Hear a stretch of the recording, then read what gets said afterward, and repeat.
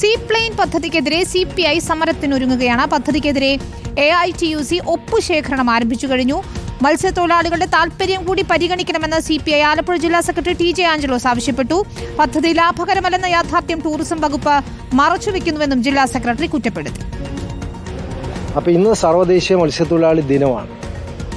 ആ ദിനവുമായി ബന്ധപ്പെട്ട് ഒരാഴ്ചക്കാലം ഈ മേഖലകൾ ഒപ്പുശേഖരണം നടത്തുക എന്നുള്ളതാണ് ഞങ്ങളൊരു പൊതുവായ ക്യാമ്പയിൻ. രാവിലെ ആ പദ്ധതി ആരംഭിച്ചു.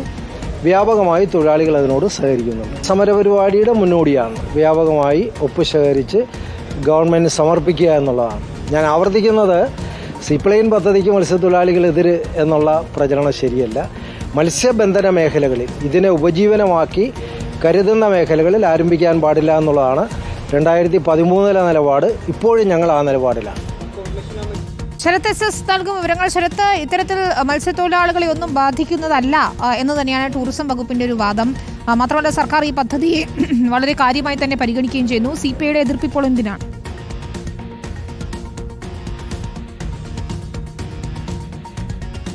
വിനീത, സീപ്ലെയിനെതിരെ സമരപരിപാടികളിലേക്ക് കടക്കാനാണ് ഇപ്പോൾ CPI നീങ്ങുന്നത്. അതിന്റെ മുന്നോടിയായാണ് ഇന്നിപ്പോൾ ഒപ്പുശേഖരണം ആരംഭിച്ചിരിക്കുന്നത്.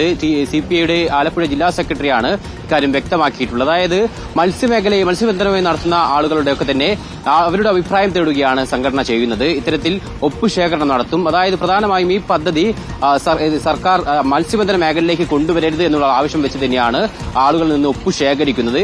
തുടർന്ന് ഒരാഴ്ചക്കാലം ഈ ഒപ്പു ശേഖരിച്ച ശേഷം ഇത് സർക്കാരിന് സമർപ്പിക്കാനാണ് AITUC നീങ്ങുന്നത്. അതിന്റെ ഭാഗമായി ഒപ്പുശേഖരണം ഇന്നു മുതൽ ആരംഭിച്ചു എന്നുള്ളതാണ്. അതായത് സീപ്ലെയിനെതിരെ CPI നിലപാട് കടുപ്പിക്കുകയാണ് എന്ന് വേണം പറയാൻ. നേരത്തെ മത്സ്യത്തൊഴിലാളി കോർഡിനേഷൻ കമ്മിറ്റിയുടെ യോഗത്തിൽ ഇതുമായി ബന്ധപ്പെട്ട സമരപരിപാടികൾ സർക്കാരുമായുള്ള ചർച്ചയ്ക്ക് ശേഷം നടത്തിയാൽ മതി എന്നുള്ളതായിരുന്നു, ആലോചന നടത്തിയാൽ മതി എന്നുള്ളതായിരുന്നു തീരുമാനം. പക്ഷേ ആ തീരുമാനത്തിന് പുറത്താണ് ഇപ്പോൾ CPIയുടെ മത്സ്യത്തൊഴിലാളി സംഘടന AITUCയുടെ നേതൃത്വത്തിൽ ഇത്തരത്തിൽ സമരപരിപാടികളിലേക്ക് കടക്കാമെന്നൊരു തീരുമാനത്തിലേക്ക് സംഘടന എത്തുന്നത്. നിലവിൽ എന്തായാലും സമരപരിപാടികൾ ആരംഭിക്കുന്നത് മുന്നോടിയായിട്ടുള്ള ഒപ്പുശേഖരണമാണ് നടത്തിയിട്ടുള്ളത്. അതിൽ CPI ജില്ലാ സെക്രട്ടറി പറഞ്ഞിട്ടുള്ളത്, ഇത്തരത്തിൽ മത്സ്യത്തൊഴിലാളി കോർഡിനേഷൻ കമ്മിറ്റി അത്തരമൊരു തീരുമാനമെടുത്തെങ്കിൽ പോലും ഓരോ സംഘടനകൾക്കും ഇത്തരം സമരപരിപാടികളെ കുറിച്ച് ആലോചിക്കാനുള്ള അവകാശമുണ്ട്. അതുകൊണ്ട് തന്നെയാണ് ഈ CPI അല്ലെങ്കിൽ AITUC ഇതുമായി ബന്ധപ്പെട്ട സമരപരിപാടികളെ കുറിച്ച് ആലോചിക്കുന്നത് എന്നുള്ളതാണ്. ഇന്ന് രാവിലെ ജനയുഗത്തിലെ മുഖപത്രത്തിലും ഈ സമാനമായ വിമർശനം പദ്ധതിക്കെതിരെ TJ ആഞ്ചലോസ് ഉയർത്തിയിരുന്നു.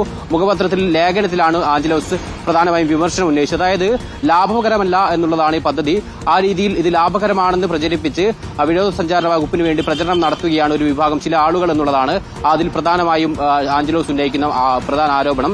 ഗുജറാത്തിൽ തന്നെ ഈ പദ്ധതി ആദ്യം കൊണ്ടുവന്നിരുന്നു. പക്ഷേ ആ പദ്ധതി നിലയ്ക്കുന്ന സാഹചര്യമുണ്ടായി. കേരളത്തിൽ 2013 ഈ പദ്ധതി കൊണ്ടുവന്ന സമയത്ത് കോടികളുടെ നഷ്ടമുണ്ടായി എന്നുള്ളത് CAG റിപ്പോർട്ടുണ്ട്. ആ രീതിയിൽ പദ്ധതി ലാഭകരമല്ലെന്ന യാഥാർത്ഥ്യം മറച്ചുവെച്ചാണ് ഇത് വിനോദസഞ്ചാര വകുപ്പിനായി ഇത്തരം പ്രചരണം നടത്തുന്നത് എന്നുള്ളതാണ് ആഞ്ചലോസ് പറയുന്നത്. ഒപ്പം മത്സ്യത്തൊഴിലാളികളുടെ പ്രശ്നങ്ങളെ കേൾക്കാൻ സർക്കാർ തയ്യാറാവണം. വിവിധ പദ്ധതികളുടെ ഭാഗമായി മത്സ്യത്തൊഴിലാളികളെ ഇത്തരത്തിൽ പ്രശ്നങ്ങൾ നേരിടുന്നത്. പക്ഷേ അതൊന്നും തന്നെ വേണ്ട രീതിയിൽ പരിഹരിക്കാനോ അല്ലെങ്കിൽ മത്സ്യത്തൊഴിലാളികളുടെ ശബ്ദം കേൾക്കാനോ ആരും തയ്യാറാവുന്നില്ല എന്നൊരു ആരോപണം കൂടി ഈ ലേഖനത്തിൽ ആഞ്ചലോസ് പറഞ്ഞു വെക്കുന്നുണ്ട്.